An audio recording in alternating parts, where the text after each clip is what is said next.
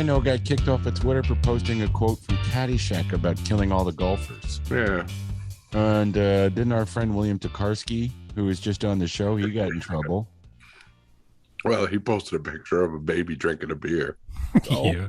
That's funny. Who got upset by that? Right? Nobody. Some algorithm somewhere. Yeah. Algorithm is an asshole. I'm ready for the metaverse. I know that because I am because I was outside cleaning up dog shit a few days ago, and I felt like the conditions were right for rain, and I was a half a second from saying, Alexa, is it gonna rain tonight? And I was outside just like I mean, it was that close, you guys. I almost said it out loud. You can get Alexa on your iPhone and set it to listen to you. But I was saying it to the sky, Jeff, like to the atmosphere. If you had your phone on, so I'm ready for it. I'm ready to join the hive. Are you part of that PSI, that poop scene investigation unit? We're going to talk about that. Now, listen, you sent that to us earlier this week. We record on Wednesdays. The show comes out on Saturday, but it's actually Thursday today, but it doesn't matter. But I want to talk about this. But first, Jeff looks like he's got a tornado behind him, a brewing tornado, which I guess he's paying homage to what happened in Atlanta this week. All those damn storms that kept waking us up, but at least it blew away all the pollen, but it didn't really help me. But I don't have the B.A. Baracus variant, which is the variant you get when they knock you out so they can fly you someplace. I said I ain't getting on no airplane, Hannibal. But what are you watching? Watching here. What are you watching? Okay, so what are we watching? What are we watching? What are you watching? Who's the guy that played Murdoch? What's his name on the A-Team? Do you remember, Jeff? Dwight Schultz is his name. Dwight Schultz, yeah. He's one of the few people from the Next Generation that isn't going to be on Picard on the third season. It just seems like they're just going to do another season of the Next Generation because everybody's coming back. Will Wheaton? No, not Will Wheaton either for some reason. Maybe he's got that stupid. That's a cool idea, though. to be able to get a reunion just thrown into a show as opposed to having to create one from scratch. Yeah. Well, you know that I'm not going to die in season 2. Or maybe I am, and they have to come find my corpse. No, he's a robot now, so it doesn't matter. He is a robot, but he's a robot that's programmed to expire. I don't want to live forever. 7 of 9. 7. I like how they call her 7. 7. So Tim got hooked on Picard, by the way. I don't like it, but I'm going to watch it. It is perhaps the greatest challenge for me to continue watching something that I despise. Some of it I like, but most wait till Strange New Worlds comes out. I'm not going to watch that at all. Dude, it looks cool. No interest. The episodes with Anson Mount as Captain Pike that were on Star Trek Discovery were the best episodes of Star Trek Discovery. Anson Williams? No, Anson Mount. I'd watch it if Anson Williams was the captain. So it's not Picard, it's just Potsy. It's just Potsy. Hey, make it so. I don't do a good doing old Picard easier than the younger Picard. Q, God damn you, Q. God damn it. I shit my pants. Underwear, hot. Yes. What is this? This is coffee, you fucking bald robot. Shit. I like having those androids, although never mind. I don't want to be gross. We'll talk about that a little more later. I also started watching the 4K remastered director's cut of Star Trek: The Motion Picture last night. Why, that was awesome. Why, you couldn't sleep? No, dude, I loved it. I love that whole beginning, that whole 2001. Yeah. It's slow. It's purposeful. It has meaning. There's no cut, fight, laser. It's just, hey, you're going to watch the Star Trek movie, you stony. 1979 motherfucker. And I like that. I miss those days. Now it's, hey, light flash. Hey, here's his droid. Blah. And the transfer looks really good, too. It doesn't look like you're looking at it through a glass of milk like it used to. You know the thing that freaked me out? I had a legal CBD gummy last night, so I came in and had the movie all set up. put my little headphones in so I don't wake the family up, connected to the Roku and blast off. Here we go. I hear the theme to Star Trek The Next Generation. Dun, dun, dun, dun, dun, dun. And I'm freaking out going, what did I put this on? And it's because of these CBD gummies, they really hit me. And I'm going, what the fuck? And why is this theme here? And I'm like, when they remastered it, they add, and it really freaked me out for about 5 minutes. And then finally I paused it and I looked on Wikipedia and they just repurposed it for The Next Generation. But that was the theme to Star Trek The Motion Picture. And I had no clue because they didn't use it again. Yeah, in the Star Trek movie franchise, but it blew my mind. I was like, what the fuck? Because I haven't seen it since probably, I don't know, 1983, maybe. Whenever it came on HBO was when I saw it. Yeah, William Shatner, he was like a total smoke show in that movie. He was pretty good looking in that. Mm-hmm. Bones has a beard. Why did they bring me up here? God damn it. He looks like 85 pounds wet. Yeah.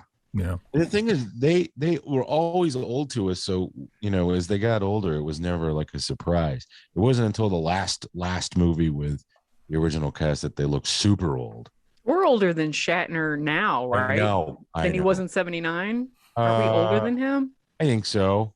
Well, he's 90 something now. So you're looking at 43 years ago. So we're right about the same age, roughly. Yeah. Yeah, it's a sad thing. All right, so we'll talk about stuff like that. Hey, we're still alive, so that's good. As the world collapses around us and we sink into despair, we will talk about the shit later. Housekeeping, you want me to jerk you off? What kind of hotel is this? Caleb Synan, our guest, comedian friend, has a new half-hour special that has dropped, and you can find that where, Jeff? He released it on YouTube. I imagine it's going to air somewhere, but he just released it today on YouTube for free. Well, you can go down in the notes if you're listening to the audio podcast. If you're watching it on YouTube, I'm sure Dustin will put a link up and you can go right to it at the end of this show, though. Let us finish. It's hilarious. But you can always go back and watch it. Coming up next week on Radio Labyrinth, we are going to have on a regular show Matt Metzger and Josh Warren, both creators and creative people from The Campaign, which is wrapped up, and the first 5 episodes anyway. And we're going to talk to them about the reception and when we can expect to see more. And if you're interested in watching The Campaign, which is a fun show to watch, you can see it on the Fantasy Network. So just Google it, or of course, again, just click on the link that we provide to you. BK on the air. Barry King will be joining us. He is very well versed in pop culture. He'll be our next guest on Radio Labyrinth Presents, and I look forward to talking with him. He works with our friend Alan Sanders. When is that? We're recording Sunday night. I want to get in on that. Awesome. Yeah, he's a cool dude, and we've been wanting to talk to him for a long time, so we will. And I apologize for again for my stinky, crazy ass voice.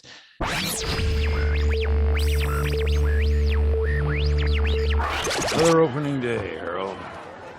You are more beautiful than a hot dog and a beer at Wrigley Field on opening day. Woohoo! Play ball! All right. So today is opening day in Major League Baseball. By the time you hear this, there'll have been 3 or 4 days. But no Freddie Freeman, no me. I'm not watching any baseball. I'm kind of glad he's gone. Fuck Freddie Freeman. I mean, it's great. It's always that type of player that I never really, okay, big deal, whatever. Freddie Freeman, No, but it was cool that he was the anchor of the team and he was sort of the captain of the team, whether he really was or not, the de facto captain. And then he just says, I'm going to go to fucking Los Angeles and play for the Dodgers, a team I have never in my life ever once rooted for. What? I hate the Dodgers, man. Well, yeah, the first World Series I remember watching. Is that why you punched that picture of Tommy Lasorda? You and Tommy Lasorda. I hate Tommy Lasorda. No, that was Chevy Chase's Fletch, right? No, I like Tommy Lasorda. He was quite the character. All those great YouTube videos and of him losing his shit and screaming at his pitchers and stuff. But I kind of wanted to watch the Yankees and the Red Sox tonight. but that game got postponed, so I'll watch them over the weekend. But is it raining? Yeah, it's raining in New York, I believe. Real crappy weather up there. I think they had the stuff we had this week, just a little bit later. It was funny on the show this morning. My boss, Eric Von Hessler from the Von Hessler Doctrine, was like, well, what do you think about the season? I don't know anything about the season. He snapped on me. He goes, you're supposed to be a Yankees fan. And you don't care. I'm like, I know more about the Braves. I don't care. I just like to watch it. I don't root super for the Yankees anymore. I don't care. Speaking of Eric, I saw your TV commercial. Oh, yeah, that commercial that runs in the morning? This was at night. Oh, really? Yeah, in prime time. Oh, I didn't Maybe know. 10 o'clock, 10:30. Wow. Yeah, I haven't seen it yet because I don't watch ABC. But maybe I'll see it soon. Did it look good? Did we all look good? No, you look like shit, but I know I look like everybody shit. else looked good. Well, he yelled at me for being a Yankees fan and not knowing anything about the team. And then he goes, when you do a pop culture podcast, you don't know anything about pop culture. I know plenty about pop culture. I said, the new Star Trek, we talk about Picard. And I said, I'm not going to watch Morbius. Well, you should watch Morbius. And I'm like, why would I put myself through such pain? Right? What's it called? More BS? Who put that in there? Yeah, more BS. Silverback didn't like it. So if he didn't like it, then I'm out. Well, there's too much to watch. Am I right or am I wrong? There's too much. But there's not too much good things to watch. There's just a lot to watch. If you start weeding through it, you kind of, when you start cherry picking, there's not a lot of good shit. There's just a lot of stuff. No, but the good shit that's out now is really, really good. Moon Knight. Oh, I haven't watched that yet. Is that good? I heard mixed reviews. I've only watched the first one so far. I was at Letterkenny Live last night, so I didn't get to watch the. Oh, don't brag. Don't start. Yeah, Dustin got stuck. Couldn't make it. Yeah. I tried to do the let's drive from Athens to Atlanta in under an hour in the middle of a rainstorm. That was a great idea. Yeah, didn't work. I tried to send Dustin pictures from the show from his vantage point because I went and sat in his seat when he didn't show up. Yeah. And he blocked me, so I can't send any pictures to him. I don't know why that blocked you. I'm still trying to figure that out. It was resentment. Yeah. I actually told him to take pictures. I was like, show me at least what it would look like from my seat. Well, how is Moon Knight? I want to know before I watch. It's good. I like it. Yeah. I know nothing about Moon Knight, the character. I was never a big Marvel guy to begin with. Right. But I have no knowledge of it whatsoever. It's good. I'm halfway through the second episode. We had to stop it. But I really liked it a lot. Awesome. You guys were 100% right about the Outlaws. I think that's my favorite show on TV right now. Yeah, I like it. That is really good. Great show. Everything about it I like. It's kind of a grittier. I mean, it has a little bit of the feel good element, maybe that Ted Lasso has, but a lot more. It's got a little crime. It's got a little The Office kind of element too. Like that cop would be the Michael Scott character. Yep. Did you guys ever watch Misfits?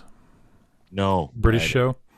It was very similar. It's probably, 10 years old now, but it was a group of like teenagers who were arrested and had to do the same. It's set up the exact same way, but during their first day there's a lightning storm that gives them all superpowers.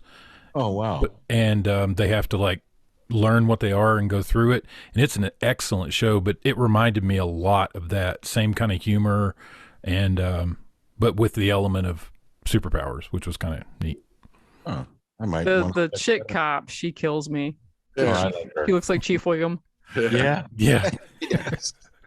She is so funny. And Stephen Merchant, I mean, obviously, since he basically creates, directs, stars, and it leans so much into his subtle humor. Yeah. Oh my God, when he was getting that blowjob in the car from the prostitute. Yeah. Oh my God, I was crying. And you're rooting for the people too. That's what I like, Yeah, he is so stupid. Are you guys watching Julia? That's what I want to know. What's Julia? No. It's about Julia Child. It's on HBO Max. Who plays her?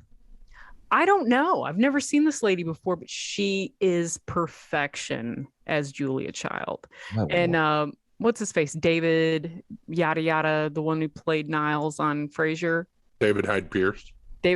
He plays her husband, and he's one. I mean, everybody is so good. BB Newworth plays her good friend, and it's all set in the 60s when her show first started getting to go on PBS. It gives you all the back stories before PBS was PBS, when all it was just a local channel in Boston before they branched out, and it was all on her back is how they did it. Wow. It's great. I highly recommend it. Julia on HBO Max. Sarah Lancashire, but I don't know her. Never heard of her. She's incredible. It's like you're watching Julia Child. Wow.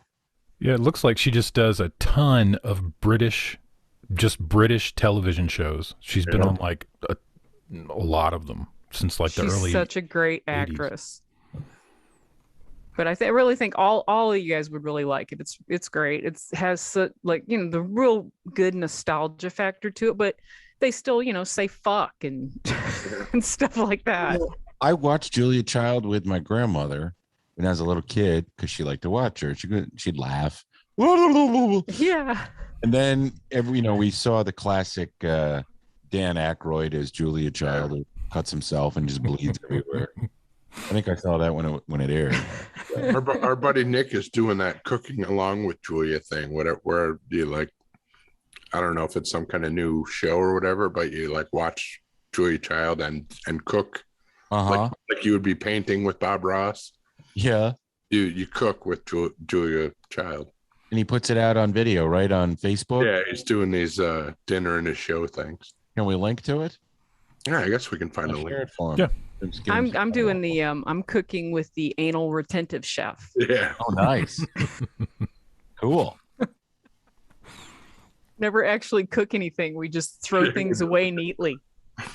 Wrap it in aluminum foil and put it in a brown paper bag, and then fold the top of the bag, and then place the bag into the receptacle. For serious, I watched this show on YouTube. It's called Wilderness Cooking.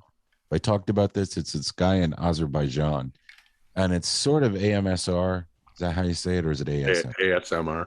ASMR, where he chops everything up, and he's like giant sturgeon kebabs made outside, or how to cook a whole goat. And he has little goats and dogs running around. It's always snowing, and he chops everything up. Doesn't say a word until the very end where he tastes it, and he goes, super. But it's really cool. It's chill to watch when you're on a CBD gummy and there's nothing else on and you're tired of noise. It's like, I wish I could just go stand. He lives in a valley between these mountains, and they're all snow covered and all these cute little animals running around. It doesn't seem to be a lot of people around. I'd love to be there for just an hour one day. Wish I could teleport there. That sounds serene. Super. It's nice now. It's wait until Vladimir Putin takes over. He's not going to take over Azerbaijan. He likes nature. Armenian. He's always riding a horse with a shirt off. Yeah, and he had soldiers dig trenches in Chernobyl. That was a smart idea. Hey, I finally watched Spider-Man No Way Home. Oh my God, that's my favorite. It was so good. It was the best Spider-Man ever. Where can you see it? We just went ahead and bought it. Okay. We just paid the 20 bones and bought it. Already watched it a couple times. Oh my God, having all three Spider-Mans on the screen. I never thought I would love it so much. I didn't even care about Andrew Garfield, but I love him in this movie. Yeah, as like an additional Spider-Man. Yes, he's good as an addition. Take his cock out and show it to everybody. There's so I just was. Were you sad? Crazy about Were you sad when the thing happened? Don't spoil it. No, it reset it so that we'll actually get to keep on going. But it's truly, to me, and you got the Doc Ock and all the old villains are popping up. Jamie Foxx, Miles Morales in it. He's not in it, but I think aren't they setting it up for him to be in the next one or something like that? They should. They make mention of the fact that Jamie Foxx says, "I thought there'd be a black Spider-Man somewhere in this multiverse." Well, anyway, I just want to see Willam Defoe's giant cock. What was that? Someone just told me, or I read this. There's a movie where they had to use someone with a smaller penis than his. because he kept scaring everybody. Might have been Apocalypse. What was it called? Antichrist. Antichrist. Yeah, that might be the one. Yeah, and he was actually the sex scene in the shower supposedly is actually real. Yeah, penetration. Real penetration, and they were filming their faces and everything, but it was actually going on. Yeah. Wow. Come and look at my giant dick, Peter. He definitely acts like a man that has a giant dick. He acts that way. Yeah. Got that meaty for good reason. If you've seen the rest of Antichrist, yeah. I would never. No, thank you. Oh, never mind. Because I was going to say what happens, but I don't want to spoil it. Yeah, that's a vicious movie. I never wanted to watch it, and once I heard all the shenanigans surrounding it, and everybody was taking him to task, and everybody walked out at Cannes or some shit because they were horrified or some crap. All of his movies get that. That's what's his name? Von Trier? Yeah. Von Trier. Yeah, Von Trier's, yeah. Yeah, all his movies get that same kind of thing. But I mean, as far as the movie, the cinematography and everything is genius, but the content is just... The Ryan Gosling movie with the love doll was pretty good. I forget what that was called. Yeah, that was good. But it wasn't fantastical and out of this world. Well, and he wasn't like, brutally raping the doll and beating it or some shit. It wasn't sick. Yeah. Sorry. That's my favorite line, by the way, from the movie about Willam Defoe is in the movie about Bob Crane, autofocus. Oh, yeah. He's wearing that novelty watch and he goes up to the woman. You want to know what time it is? Fuck time. I say that at work all the time. Yeah. Fuck time. That was a good movie about Bob Crane. Then I made the mistake when that came out and joining up with Scotty Crane's website where you could watch his dad. Pretty bad. You got to see Scotty Hogan's Crane, Hero. his son had video of his dad banging people. Well, his dad had tapes and tapes and tapes and tapes and tapes. So in order for Scotty to make a little bit of money, because I don't believe Bob Crane left much. Seth Rogen broke into his house and stole all the tapes. Sometimes you got to sell your father's dick to make some money. Yeah, he created a website where you could pay and stream the Bob Crane porno movies. I wish my mom had porn I could sell. I'm glad mine doesn't.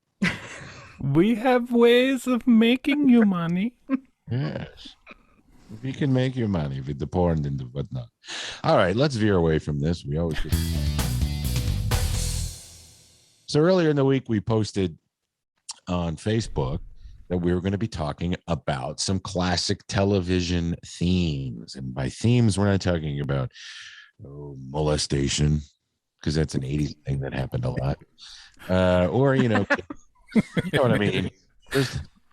I'm sick.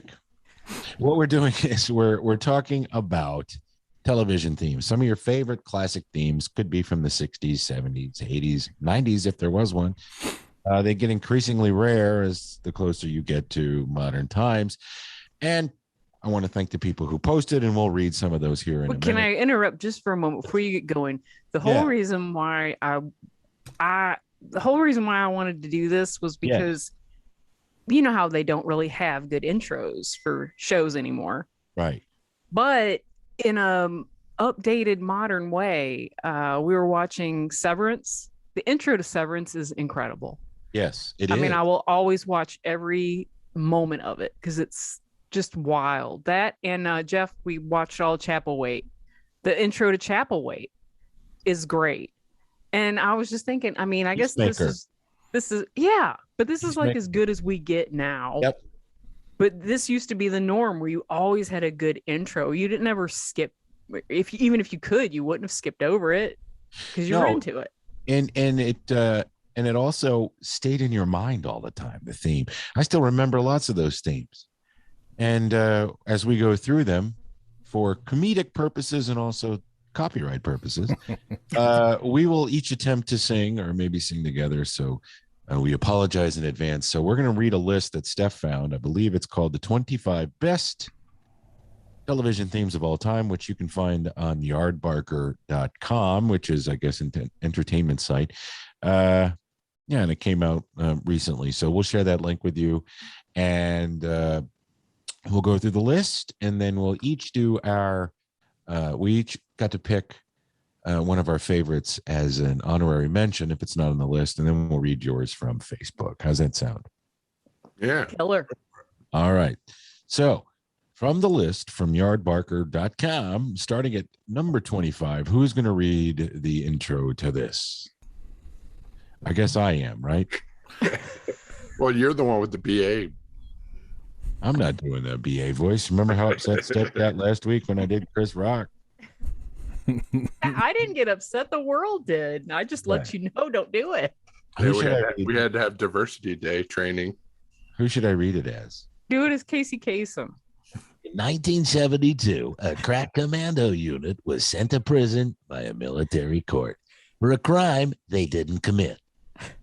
These men promptly escaped from a maximum security stockade to the Los Angeles underground. Today, still wanted by the government, they survive as soldiers of fortune. If you have a problem, and if no one else can help, and if you can find them, maybe you can hire the A-Team. And could you please play Baby Don't Get Hooked on Me by Mac Davis?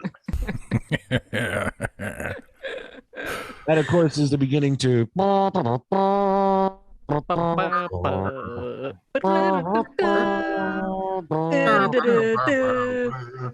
Okay, enough of that. My favorite part of that whole intro underneath the theme is when Face, played by Dirk Benedict, sees a Cylon at the LA. And he raises his little finger because that's a nod to, of course, Battlestar Galactica. But yes, number 25 is the A-Team, composed by, of course, Mike Post and a guy named Pete Carpenter. And they timed it perfectly when you like all the horns and the crescendos and whatnot. Whenever the van was freaking barreling through the air. Yeah. They did such a great job with it. Yes, that is one of the best. I'm surprised it's so high on the list. Number 24 is from a show that we didn't get to watch when it was on originally, but we certainly knew about it. And then when MTV brought the show back to life in the mid-1980s, we all got familiar with The Monkees. Hey, hey, we're the Monkees. Deals every monkey around. We're too busy to something. And only one of us is still alive. We're just trying to be friendly. Who's left? Davy Jones? No. Mickey Dolenz. Mickey Dolenz. Oh, okay. Jeff used to have a thing for his daughter, Amy. She's beautiful. Yeah. My favorite was Peter Tork.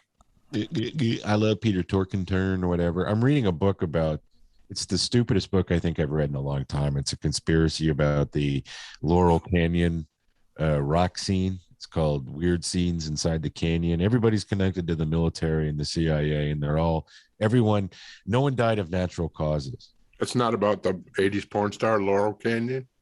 No, but I'm sure she lived in Laurel Canyon. Is it a play on the Doors' Weird Scenes Inside a Gold Mine? Yes, because Jim Morrison's father just happened to be an admiral on the boat during the Gulf of Tonkin incident. Yeah. Mike Nesmith's mom invented liquid paper and was also associated with the OSS, the forebearer of the CIA. I would love to talk to the guy who wrote it, but he passed away. Anyway, it doesn't matter. Or did he? Yeah. Or did he? Under suspicious circumstances. I will tell you, though, when you get to the chapter about Papa from Mamas and the Papas, you know that guy, Phillips, that guy's a creep. Oh, he diddled all of his kids, didn't he? Didn't he diddle Mackenzie? Mm-hmm. He didn't just diddle her. He shot her with cocaine. Oh, he drugged her and diddled. Number 23 on our top 25 best TV theme songs of all time, courtesy of Yardbarker.com. WKRP in Cincinnati. Baby, if you ever wondered whatever became of me. I'm living on the air in Cincinnati. I'm gonna blow my nose. You guys keep singing. Got time and time packing and unpacking. Town to town, Up and down the dial. Yeah, that's right. But maybe you and me were never meant to be. Maybe think of me once in a while. I'm a WKRP in Cincinnati. The senator denied his intoxication, could not explain his nudity. That was written by Tom Wells and Hugh Wilson, the show's creator, and performed by Steve Carlisle. Number 22, The Rockford Files, is one of my favorites of all time. It would certainly be higher than 22. It always opened with a phone call or a bunch of phone messages from, it was a Mike Post song, of course. Oh, yeah. Mike Post appears several times on the list. Huh? Mike Post appears several times on this list. Yes. This is Jim Rockford. At the tone, leave your name and message, and I'll get back to you. And then there was always like some actor or somebody leaving a message.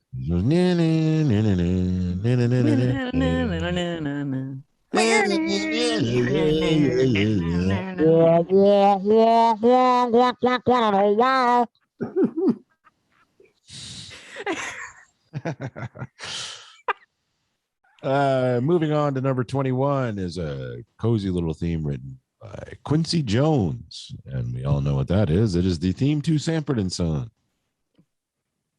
I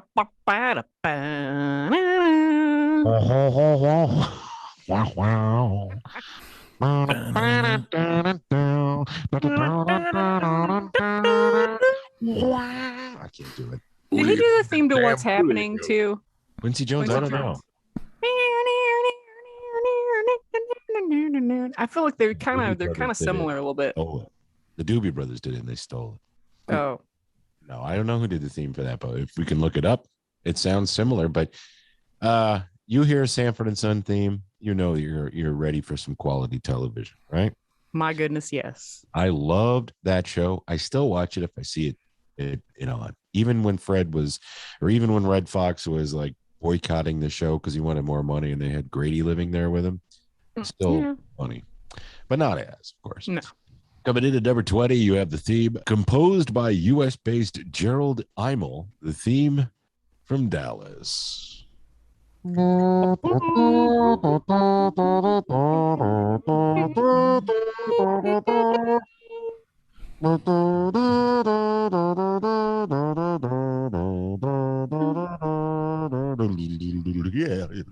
Helicopter shots of Texas with the shadow of the helicopter in the shot. Oh, yeah. Yes. And the Dallas Cowboys Stadium and the South Fork Ranch. I love Dallas. I absolutely love that show. I even watched the reboot, the last when Larry Hagman was still alive. It was a good show. They didn't drink as much though. Number 19 is a theme song written by singer-songwriter Sidney Curtis, who also wrote the song I Fought the Law. Love is All Around from the Mary Tyler Moore Show. Go ahead.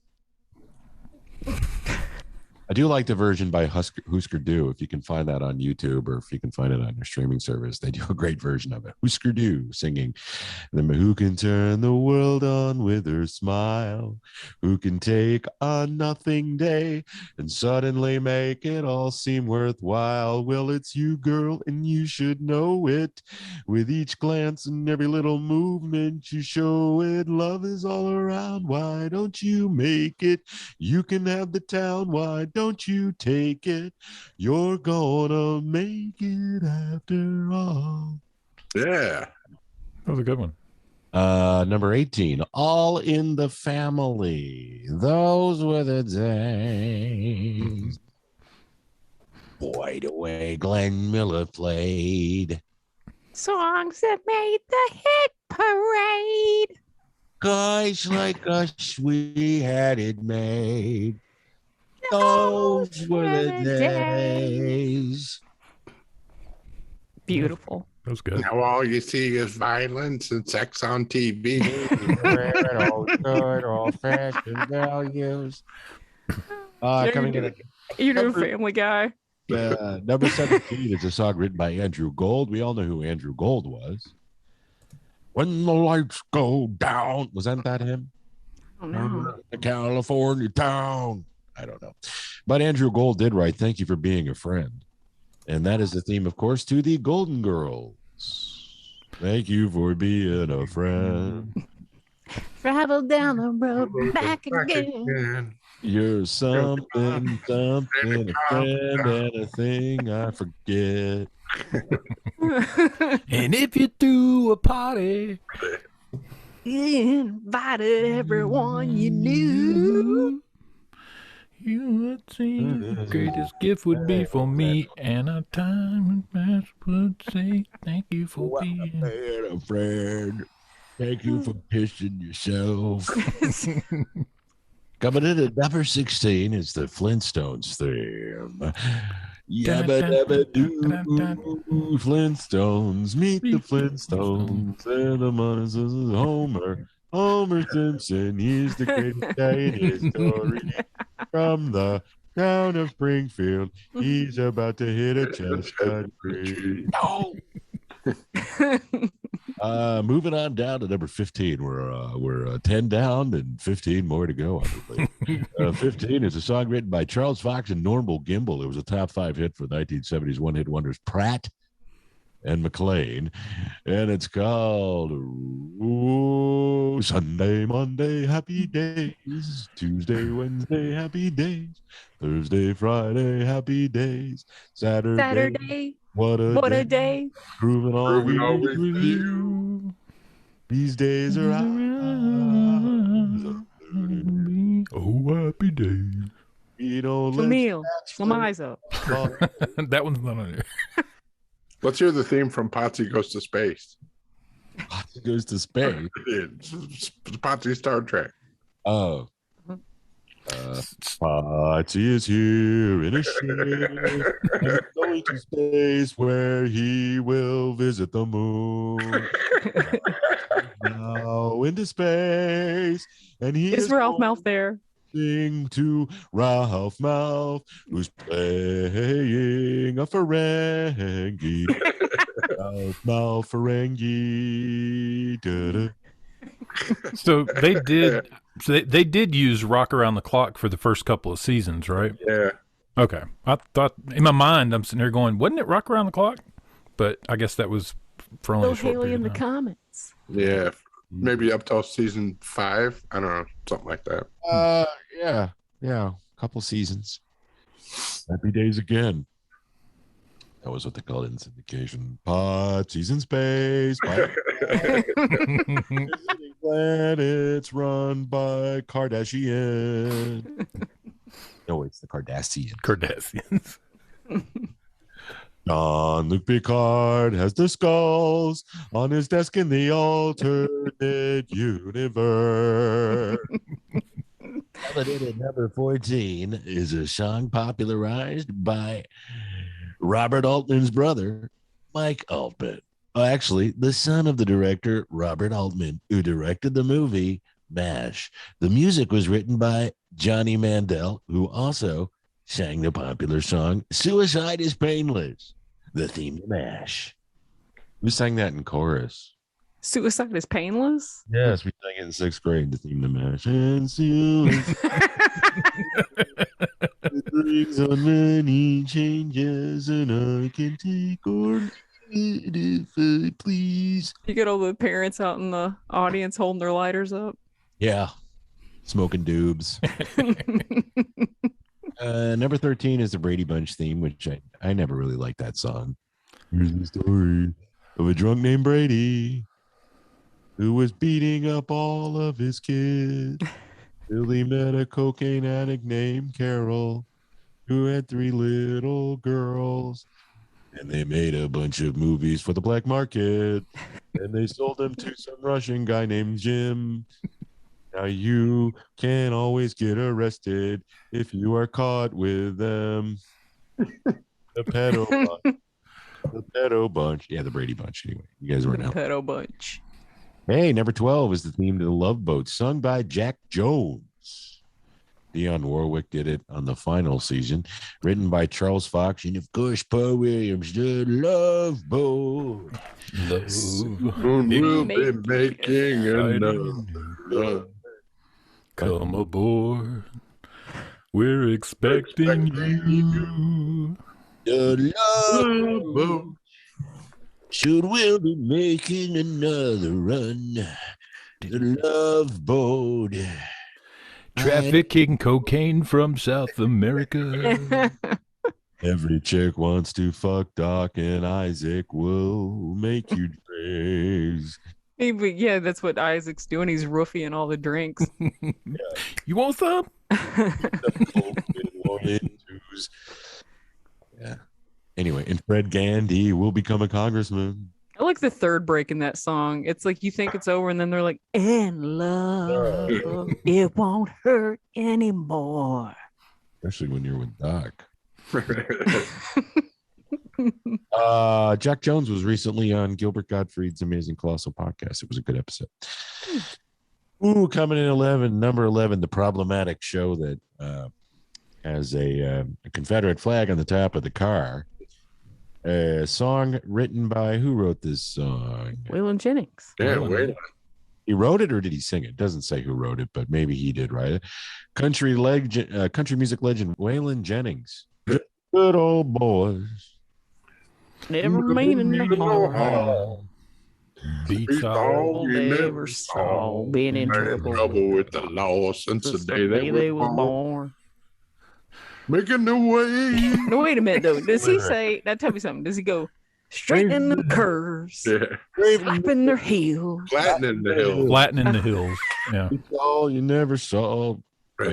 Beats all you ever Did you saw. say fuck y'all you never saw? Is that what he said? Beats all you never saw. Beats all you ever saw. Their way, the only way they know how.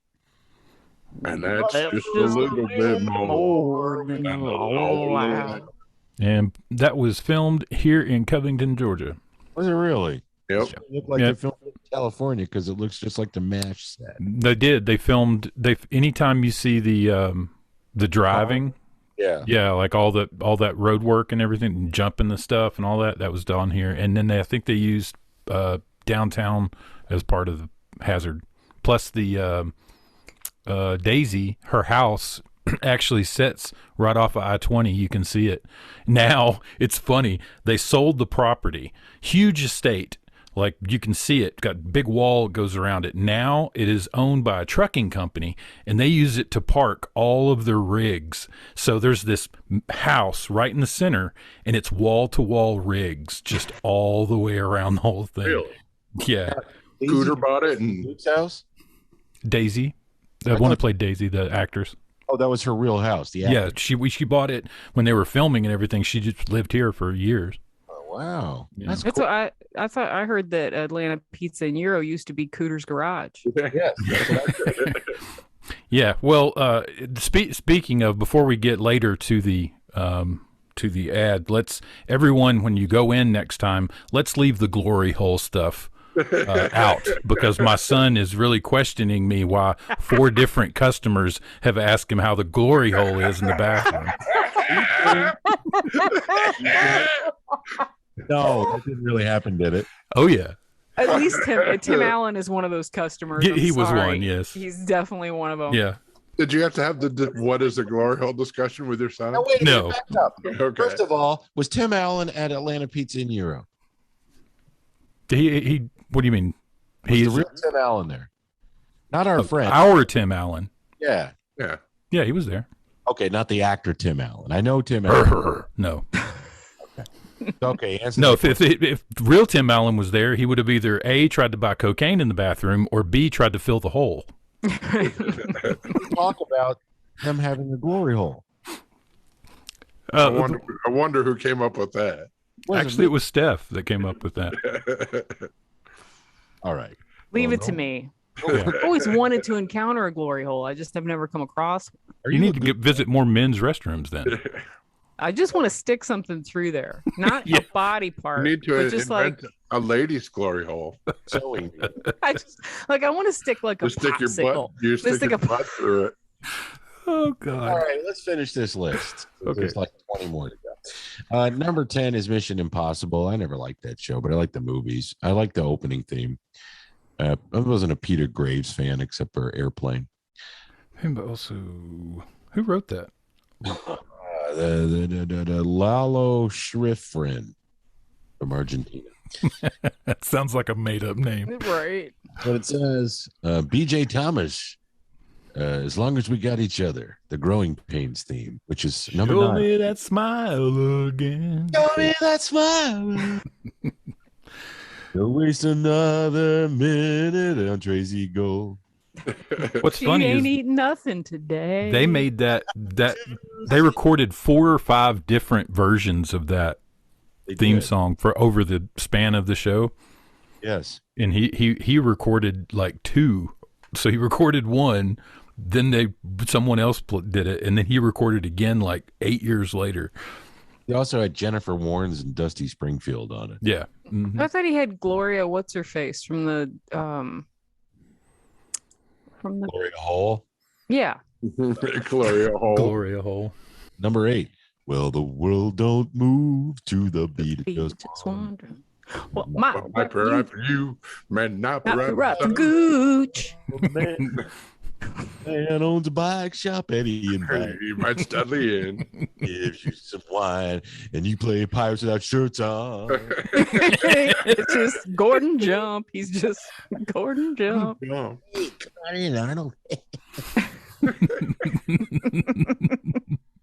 See, I told you. Everything in the 80s is molestation. That song was written by Gloria Loring and Al Burton.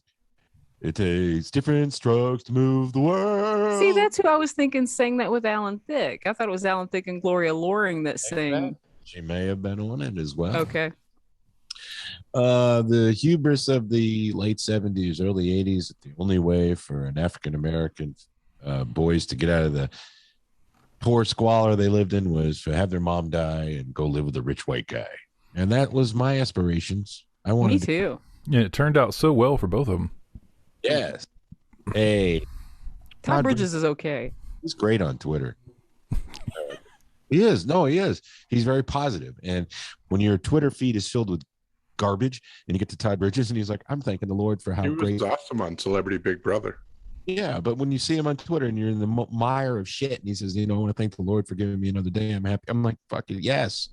Todd Bridges is cool. All right, skipping away from that. I wanted to be the little fat white kid on the Cosby Show. Who was Peter? That? Okay. I wanted to be Peter because I wanted to get in on that action because they always had a lot of cool shit going at their house and they were loaded. Don't drink the Kool-Aid. Stay out of the beverages. You ate the wrong pudding pops. I've never been able to do Stay away from the pudding pops. Those are special. Those are for Mrs. Cosby when she gets home. You have to do a lot of. Just may learn something. Just get a penis put inside of one of your holes.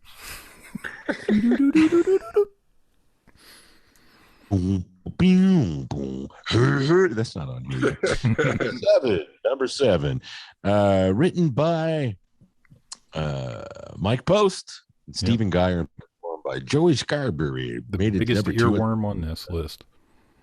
Believe it or not, I'm walking on it. I never thought I could feel so free, flying away on wing and a prayer. Who could it be? Bill Cole. Not. I don't know if I told you guys this show caused me to have a closed head injury. This is why I never succeeded in life, is because I watched the show. Me and my mom lived in this apartment when I was about 7, and I tied a towel around my neck and I climbed on top of a clothesline pole and I just jumped off straight onto my head onto the concrete. So that's what happened to you. Mm-hmm. Because I thought, I thought I could do it. I just got up there and just did it like he does. Magic jammies. Yeah. No. This is Steph. People Welcome swaddled. to Jackass. Next thing I know, there were some people across the street who swaddled me in a blanket, took me to the emergency room. Believe it or not, she tried to jump off the clothesline. Sorry, Steph's parents. There's nothing we can do for her. All right, let's bust through the next 6 because I'm starting to fade. Number 6, was a song. It doesn't say who wrote it, but I'm assuming that it was John Sebastian. He had a number one hit with this song, and it's called Welcome Back from the TV show Welcome Back, Kotter. Welcome back. Dream The same old place. Welcome back to the same old place that you laughed about. Well, the names have all changed since you run around, and the dreams that remain since you something. Who'd have thought they lead you? Who'd have thought they lead you? Back here where we need you. Yeah, we tease them a lot because we got them on the spot. Welcome back. Welcome back. Welcome back. Welcome back. Hi there. Great song. Show. Number 5, you got the theme to Cheers, where everybody knows your name, written by Gary Portnoy, who also sang the song. Good song, right? Oh, I like the second verse that you didn't get to. I don't like the second verse that you didn't get to hear a lot.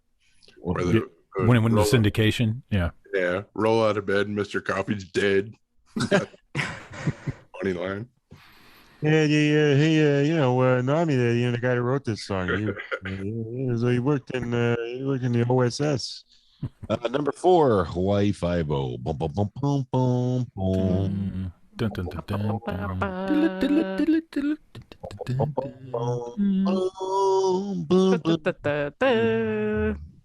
Book him, Dano. Show. The Ventures did that song. Number 3 is one of my favorite theme songs of all time. Co-written and performed by Jeanette Dubois, better known as Willona, on Good Times, but she sang the theme to The Jeffersons. Oh, where we're moving on up. Moving on up. To the east side, to a deluxe apartment in the sky. We're moving on up. Well, let's make it very white, make it very soulless. We finally got a piece of the pie. We finally got a piece of the pie. Yeah. Beans don't burn on the Beans don't burn on the grill. Burn in the kitchen. Took a whole lot of terrain just to get up that hill. Now we up in the big league. It's my turn at bat. As long as we live, it's you and me, baby. And ain't nothing wrong with that. Well, we're moving on up. Number 2. George. Yes. Oh, that was his mom. I loved his mom. That character, I forget that actress's name, but George Jefferson's mother and the maid, Florence, were the 2 funniest characters on the show. Yeah. It was mean. No, but Tom and George were funny together too, though. Well, they were, but I'm just like, tell Louise I don't want to speak to her right now, George. Well, Mother Jefferson. I always like the British neighbor. He always cracked me up. Oh, friendly. Yes. I go acromegaly. Wasn't he like 12 foot tall and we didn't even know it? Yeah. He was huge. But he did. He had acromegaly. There's that line from he's in why can't I think of the name? Spinal Tap, and you really are ugly, are you? I'm just as God made me, sir. Just as God made me, sir. Do you think next year the Oscar host will call out another endocrine condition like acromegaly instead of the alopecia and get slapped on stage? I'm sorry. Depends on the spouse, I guess. I giant too.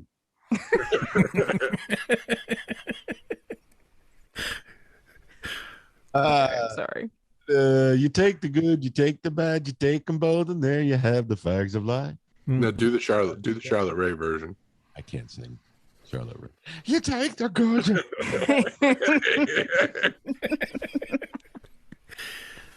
The facts of life. That's number 2, and right below that, fabulous conjoined twins of sad news. I loved that show. This is my favorite show. What, fabulous conjoined twins? Yeah, I watched the show too. Fabulous have some sad news. They're sharing one another. They're stuck together for the rest of their life. I'm gonna go blow Bobby tonight. Well, it looks like you're on ball duty. Tom Segura. Who did that joke? Tom Segura. If you like that show, Steph, you should check out I Am Shauna Ray. It's just one girl, but it's along that same line of twin show. Okay.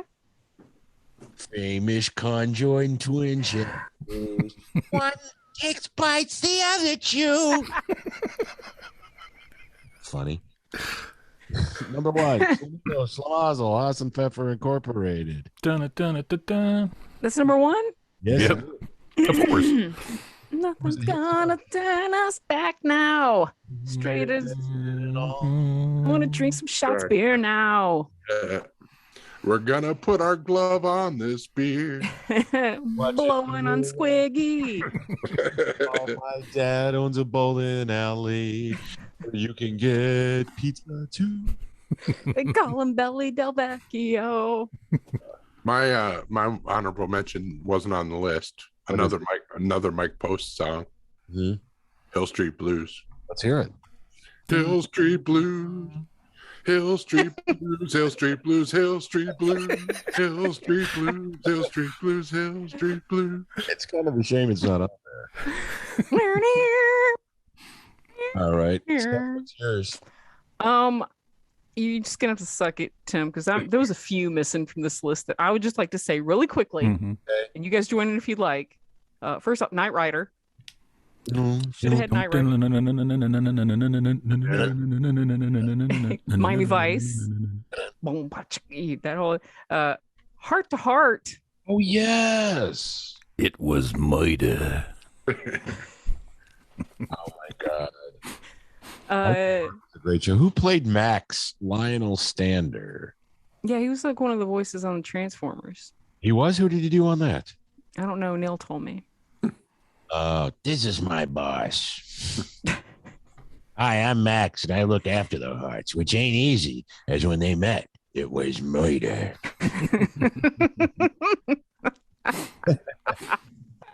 One day I came home and I found his wife on the boat.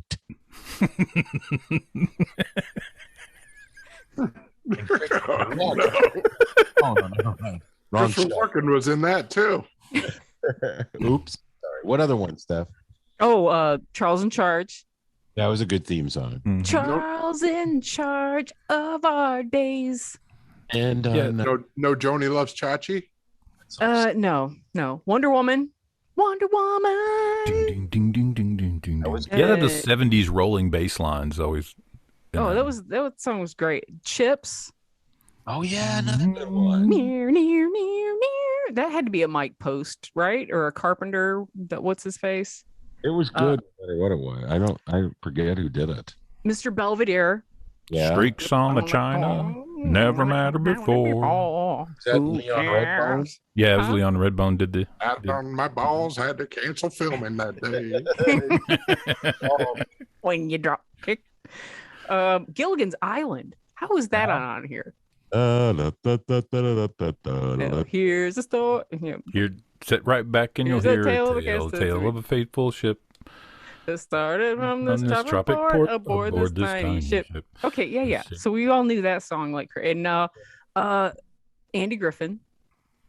Yeah. Who can whistle? I can't.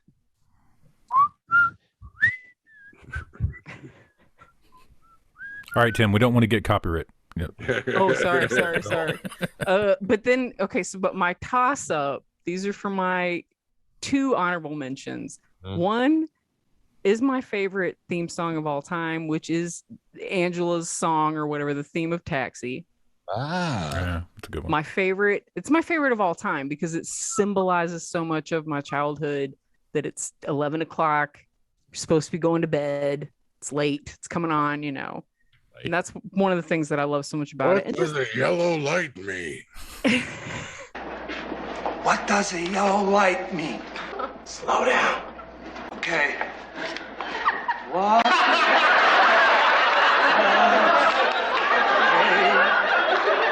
Yellow light mean? And just Taxi's a fucking jam. Like you can listen to it now and it's like, it's so funky. And my other favorite, Perfect Strangers.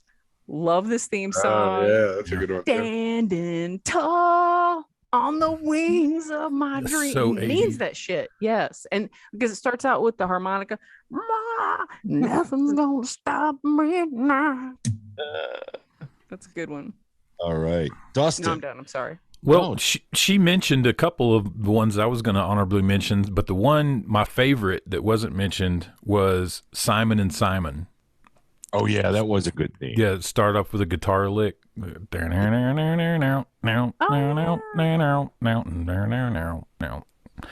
was that every time that came on, it was just like I would pay more attention to the theme song than I would whatever it was going to air after it. It was just like, oh, that theme song's on. All right. Well, nobody mentioned Family Ties. Yeah. Yeah. What would we do, baby? Yeah. What We Do in the Shadows has a good theme song. Oh, it does. Mm-hmm. Yeah, that one's. You're dead, and out of this world. All right. Some of mine. The theme from Angie, which was a big hit for, I think. Oh, yeah.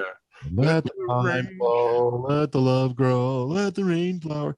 I remember that show. The Courtship of Eddie's Father. People, let me tell you about my best friend. Remember that one? Mm-hmm. That wasn't that great of a show. Square Pegs had a good yeah. Little. Didn't they just go square pegs, square pegs? It did, but it was square pegs, square pegs. New wavy. The Fuck the Brady Bunch. The theme to the Partridge Family is 10 times better than that. Sing it.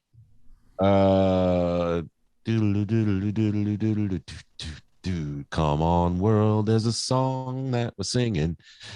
Come on, get happy. Yeah. Now, I'm going to sing you the lyrics to my favorite of all time. Shit, I just accidentally woke up this morning. That's what I was going to say. I can't. Keep waking up, keep getting different kinds of gabagool. Gabagool. Hang on a minute, let me find it. Keep going with that. No, I love that show, but that theme song is one of my favorites. And nobody said Law and Order yet. Dun, dun, dun, dun, dun, dun. Barney Miller, of course. No one's mentioned that yet. Oh yeah, Barney Miller. Barney Miller. Ready? Yep. Please believe me, lately my whole world is changing. Sydney? Yeah, suddenly you're here and my life's better than before. We're friends forever, sharing everything together, always understanding just how much the other cares. We're friends forever. You don't remember that? Is this the show with Tony Randall? And Swoozie Kurtz. Yeah. The great Swoozie Kurtz. That was a great show. It didn't last very long at all. I loved it, but I like Tony Randall because of The Odd Couple. So that's why I watched it. It was like 2 seasons. Yeah, she was divorced and something. She left her husband. She went to live with her gay friend, but they never said he was gay on the show. But, you know, because back then, or somebody in Iowa might not like it. I think we talked about all the ones that were mentioned on Facebook except for Mr. Ed. Oh, yeah. That's a good one. Oh, no, we Who did else talk was about up? Magnum PI. Oh, yeah. Yes, I'll bust through this real quick. Keith Golden said the theme from Rockford Files. We mentioned that. Pat Turner, of course, just put Magnum PI raising his eyebrows. Matt Springer says Barney Miller theme. Ira Malkin posts, believe it or not, you know what we're talking about there. Lost in Space season 3 from Tom Monroe. So thank you, Tom. Thank you to everybody for contributing. Yeah. Welcome back, Cotter. The outro for WKRP, that's Jeremy Healy. It's all nonsense lyrics. And our friend from high school and college, Lonnie Frost, who, by the way, his name is Lonnie Frost. We never mentioned him on this show. We went to high school with him. He's a very talented artist. He did cartoons for the newspaper and did stuff for the yearbook when we were in high school, but he also is a really good photographer, and I just got to give him props because he takes all these great pictures of our hometown for the local news, for where Jeff and I grew up. Yeah, if you want to watch your college dorm being torn down, yeah, follow Lonnie Frost. But he does get these great shots of weather and stuff. If you're into small town, I just appreciate there's somebody out there doing that because our small towns are where we grew up, and it's important. Let's see. No, but seriously, thank you, Lonnie, for writing. The A-Team, the Bionic Man, that was a good one. Odd Couple, Waltons, all those great ones. Oh, nobody mentioned the Hulk. That was a good theme as well. Yeah. Or the Fall Guy. That was also a good. Oh, yeah. Yeah. Fall Guy had a full. They played the full freaking song. Because in the second bar, that's when what's her face Heather Thomas comes out the double doors in the bikini. Oh yeah, and has the body that you could never have as a girl, and you would cut yourself. Oh, trust me, you could never have it as a guy either. And by the way, if you would like to have a commercial on Radio Labyrinth, if you're a local business and you're listening and you think, wow, I should get involved with this, we'll come out, hang out there. We'll do all sorts of fun things. So just hit us up and we'll tell you how to do that. You can go to our Patreon and we'll tell you how to do that. That's patreon.com/Tim Andrews. For the time being, we are thinking about changing it. So stay tuned. But in the meantime, let's talk about Atlanta Pizza in Euro. Glory hole free since 2022. That's Dustin's son. Got that hammer and nail. The wire up. Piece of wood. Atlanta Pizza in Euro is a long-time sponsor of Radio Labyrinth. We thank them very much. We appreciate Mike Hall and everyone at the restaurant. You can see their new full-color menus with pictures of their food. And they have those available now at the restaurant. Vegetarian Greek pizza is so good, it's on there twice.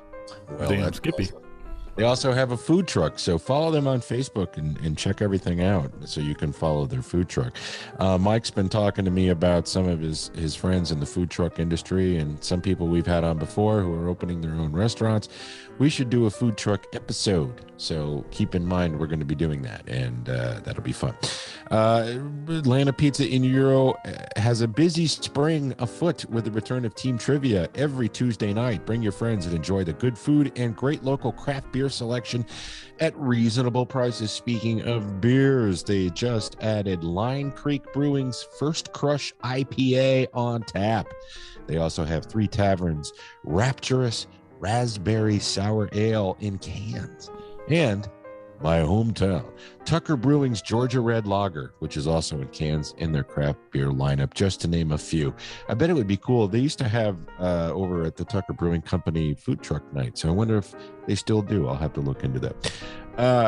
Let's go play Team Trivia sometime, and the name of our team will be the Gloria Holes. Okay. Well, we got to be Radio Labyrinth.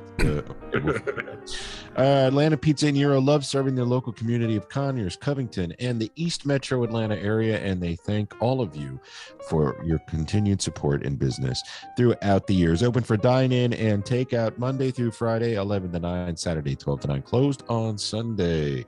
So check them out, okay? No glory holes, we swear.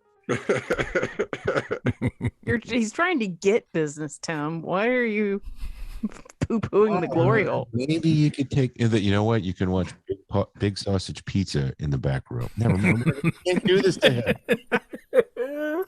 Please don't get angry with that us. Greek dressing through the glory hole. It just takes it up. It just goes up the next. Just go next door to Quiznos to their glory hole. Yeah. They have rat meat in their glory hole. Friggin' Quiznos. Quiznos hadn't been in business in 10 years. It's Firehouse. Got rat meat in our subs. Speaking of Firehouse, why did they kick little rat singing about your sandwich? Yeah. We got rat meat. Why did they I love the subs. It is good. Yes. They took away the all the hot sauce from Firehouse. It's like, oh yeah, you're gonna get on you if you put this hot sauce. Oh, we're gonna get flagged now. We found out that even if you mention it, you get a little flag on your podcast. Who put AP&G Spot? Yeah. I wanted to talk about the dog poop thing. Mm-hmm. My sister, she sent me a thing she got from her apartment complex down in Fort Myers, Florida. She doesn't have a dog. She's just got birds, but they sent this out to everybody. If you have a dog in the complex, because they've had so many piles of unpicked up poop all over the place. So if you have a dog, you have to come down to the office and they're going to take a DNA sample from your dog. They're going to express your dog's anal glands right there in the leasing office. I think they're just probably going to do a saliva swab, is what I'm assuming. And then they'll keep the DNA. You wanted me to jack it off. It is Florida. That is possible. I thought you wanted this stuff. Well, that's the most you're getting right there. At least they picked it up to bring it into the office. So why do they want the DNA swab, Steph? They want the DNA swab because if they do find some unclaimed crap out in the area, they're going to send it off to the lab. And if it matches the DNA to your dog, then they're going to fine you $250. Okay. I think that's a smart idea. I like that idea. Who Prints is the name of the company. Who Prints? It's a genius idea for whoever owns that DNA testing lab. Well, and I asked in my dog, in Bartville's group, if anybody in there had heard of it. And there have, because there are so many dog people, there are some places in Atlanta that are doing this right now. I had that idea like 15 years ago when I was living with Tim in River Parkway, though. Yeah. I remember talking to Tim about it. I was saying it should be called PSI, Poop Scene Investigators. Yeah, I love that. And they have DNA of all the dogs, and they know who the dog is that's doing the crime. They didn't have the technology back then. No, it's just expensive as hell. Technology. See, what you need to do is just get together with like 4 or 5 other people in the apartment complex and all buy puppies from the same litter and see that. Oh, yeah. Game it. That's a good way to game it. Or you could just pick up your shit, but I don't know if it was me, I would get like $10,000 in fine. You could pick up the shit, pay $25,000 to have a dog cloned from the DNA in the shit. Or my reaction was you just pick up the dog shit and then you leave some of your own and then just keep on going. Well, they said, I saw in that thing that it's for 25 samples, it's $2,500. One of the people in my group sent me that. They had the prices for it. Well, so, I assume the fine was the cost of covering no, they're getting more. They're actually getting more than if they would have tested. Because if you test 25 they're making money off of it. Yeah, oh yeah. Well, this is the fact that they have to go through the hassle of doing this stuff to shame you. But how about Kim should just be the guy. He'll be like, "Oh, that's Fido." I want to be, but I want to be. Let me taste it. Yep, I know what that one is. Yep. I want to meet the rich, eccentric person who wants to live in the apartment and just never clean up the shit and just pay these $250 fines like twice a day. What about the poor girl that works in the office, got to answer the phones, and it just smells like dog shit from behind her because all they're doing is putting dog shit in test tubes, mailing it off. Got another one. Found another one. Damn this is loose. It's loose. Yeah, this one's got a little bit of blood in it. I don't know. Looks like they're not eating good grade of food. I smell alcohol. Oh, this one. You want your dog to be able to walk? Oh, DINOVITE.com, Dinovat. Yep, I knew what that one was. It's fuck time. All right. That's Poo Princes. Yes. Do we have time? Do we have time for views or snooze, or can we go? I think so. We can go. Views. Or. Snooze. Number 1, Tokyo Vice on HBO Max. This is Michael Mann's first TV series in over a decade. It's not a Japan set remake of Miami Vice, so it might as well be. Okay. It's got the kid from Baby Driver, right? Driver. Yeah. Ansel Elgort. Yeah. It's the short round. I'll view the first episode. Yeah, I'll give it a shot. Samesies. I'll let you know. If you guys like it, I'll watch it. All right. So number 2 is Hard Sell on Netflix. This is a 6-episode mockumentary starring Catherine Tate, who was one of the Doctor Who companions, and she was on The Office. She plays multiple different characters, kind of like Tracy Ullman kind of thing. Mm-hmm. Looks pretty funny. Set in a women's prison. Oh, definitely. I'm in. Yeah. I like her. I think she's funny. I'll view it. I'll watch the trailer. And number 3, the Kids' Choice Awards on Nickelodeon. Oh yes, definitely a views. Nobody's actually going to views it, but I just do not slime Jada Pinkett Smith, no matter what. Is she the host? No, but if she's in the audience, do not slime her. Keep my wife's slime. Keep your slime off my fucking wife. Keep my wife out your mouth. Do your best. Oh, all right, guys. Thank you.